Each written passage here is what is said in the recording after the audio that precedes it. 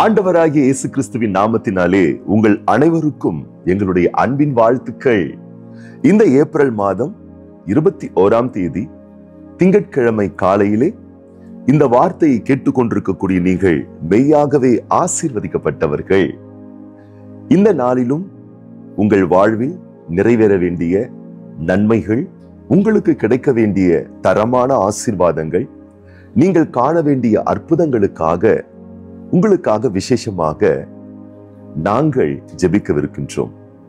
அதற்கு முன்பதாக ஆதியாகமத்தின் புஸ்தகம் 22ஆம் அதிகாரம் 13ஆம் வசனம். ஆபிரகாம் தன் கண்களை ஏறெடுத்து பார்க்கும் போது இதோ பின்னாக புதரிலே தன் கொம்புகள் சிக்கிக் கொண்டிருந்த ஒரு ஆட்டுக்கடாவை கண்டான். அப்பொழுது ஆபிரகாம் போய் கடாவை பிடித்து அதை தன் குமாரனுக்கு பதிலாக தகன பலியிட்டான். விசுவாசத்தின் தகப்பனாகிய ஆபிரகாமுக்கு ஒரு தேவை இருந்ததாம்.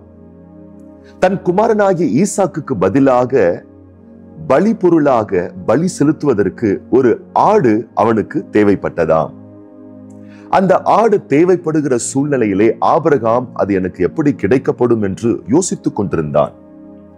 இப்பொழுது ஆபிரகாமுக்கு பெரிய மந்தைகள் இருந்தாலும், ஆடுகள் நிறைவாய் இருந்தாலும், இப்பொழுது ஆபிரகாம் மந்தையில் இல்லை, மோரியா என்னும் மலையில் இருக்கிறார். அந்த இடத்துல அவர் ஆட்டுக்கு என்ன செய்வார், என்ன பண்ணுவார் என்று அவர் திகைத்து ஏறெடுத்து பார்க்கும் பொழுது எத்தனை ஒரு பெரிய அற்புதம்! ஆபிரகாமுக்கு ஒரு ஆடு தேவைப்படும் என்பதை தேவன் அறிந்தபடியினால் ஒரு புதரிலே தன் கொம்புகள் சிக்கப்பட்டிருந்த, லாக் பண்ணப்பட்டிருந்த ஒரு நிலையில ஒரு ஆடு ஆபிரகாமுக்காக காத்து கொண்டிருந்ததாம். இன்னைக்கு உங்க லைஃப்ல சில தேவைகளோடு நீங்க இருக்கலாம். இன்னைக்கு இந்த தேவை எனக்கு இருக்கு, இது சந்திக்கப்படுமா, இது கிடைச்சா எனக்கு ரொம்ப நல்லா இருக்கும், இது அமைஞ்சா ரொம்ப அற்புதமா இருக்கும்ன்ற எண்ணமும் ஏக்கமும் உங்களுக்கு அதிகமா இருந்தால் இந்த வசனத்தை நம்புங்கள், விசுவாசியுங்கள்.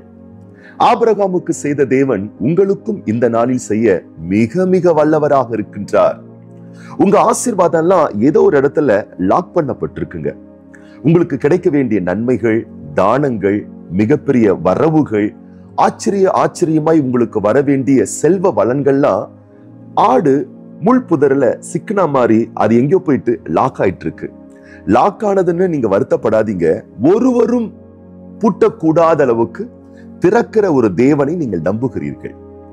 ஒருவரும் பூட்டக்கூடாதபடிக்கு திறக்கிற ஒரு தேவன் இருக்கிறதுனால உங்களுடைய எல்லா விதமான பிளஸிங்ஸ் லாக் பட்டிருந்தாலும், லாக் ஆகியிருந்தாலும், தேவன் அதை ஓபன் பண்ணி உங்களுக்கு கொடுப்பதற்கு மிகவும் வல்லமை உள்ளவராக, உண்மையுள்ளவராக இருக்கிறார். ஆகவே இந்த நாளிலும் உங்களுடைய ஏக்கங்களை அறிந்த தேவன், உங்கள் தேவைகளை அறிந்த தேவன், உங்களுக்கு வர வேண்டிய ஆசீர்வாதங்களை ரிலீஸ் பண்ணி கொடுப்பதற்கு அவர் போதுமானவராக இருக்கிறார். ஆகவே தாராளமாய் நம்புங்கள். ஆபிரகாம் இப்பொழுது அந்த மலைக்கு ஒரு பெயரையே வைக்கிறாரு. அது என்னன்னா, பார்த்து கொள்ளப்படும்.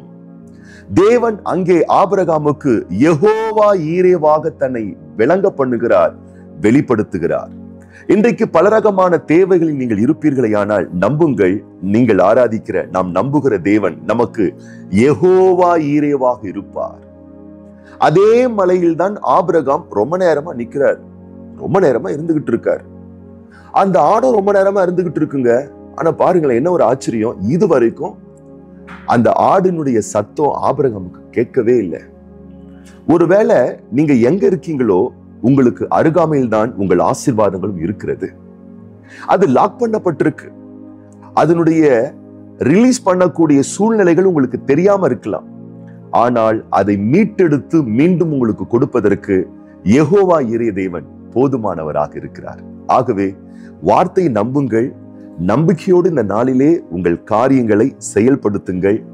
நிச்சயமாகவே லாக் பண்ணப்பட்டிருக்கக்கூடிய அற்புதங்களையும் ஆசீர்வாதங்களையும் இந்த நாளிலே நீங்கள் பெற்றுக்கொள்வீர்கள். நம் கண்களை மூடி நாம் ஜெபிக்கலாமா? எங்கள் அன்பின் பரிசுத்தம் உள்ள தூய தகப்பனே, திருக்குமாரன் இயேசு கிறிஸ்துவின் நாமத்தினாலே உம்முடைய சமூகத்தில் வருகின்றோம்.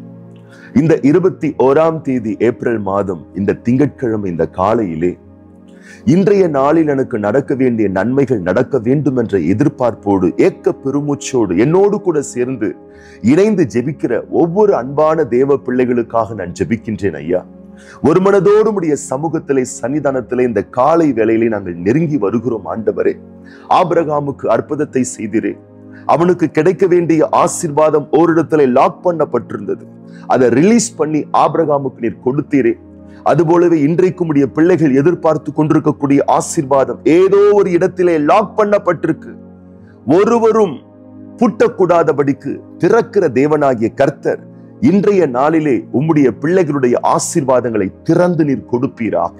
நீர் யெகோவா ஈரே தேவனாய் ஒவ்வொருவருக்கும் நீர் விளங்கவும் வெளிப்படவும் செய்வீராக.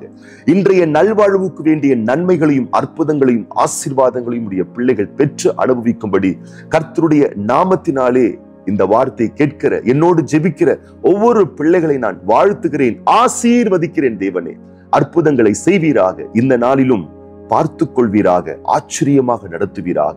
ஒவ்வொரு பிள்ளைகளையும் மனதார வாழ்த்தி ஆசீர்வதித்து ஆண்டவர் இயேசு கிறிஸ்துவின் ஆசீர்வதிக்கப்பட்ட நாமத்தினாலே ஜெபிக்கிறோம் எங்கள் நல்ல பிதாவே.